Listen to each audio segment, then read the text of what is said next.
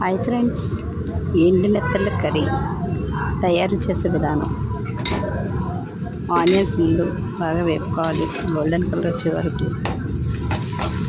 అవి బాగా ఎగుతుంది, అంతా కొంచెం సాల్ట్ వేసుకోవాలి.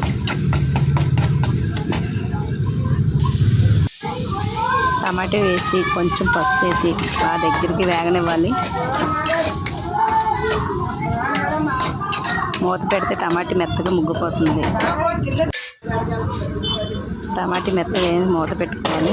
మూత పెట్టి కాసేపు అవి చూస్తే మెత్తగా అయిపోతుంది. టమాటా మెత్తగా అయిన తర్వాత కొంచెం కారం వేసుకోవాలి. కారం వేసి నెత్తళ్ళు కూడా అందులో వేసుకోవాలి.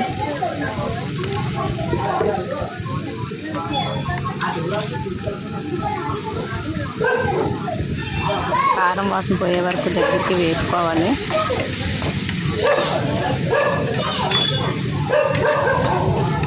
వేపుకొని